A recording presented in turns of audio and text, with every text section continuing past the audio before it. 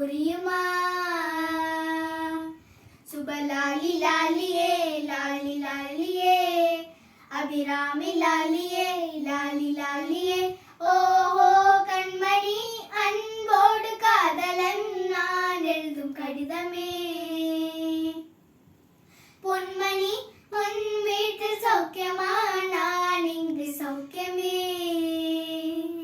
உன்னை எண்ணி பார்க்கையில் கவிதை கொட்டுது, அதை எழுத நினைக்கையில் வார்த்தை முட்டுது.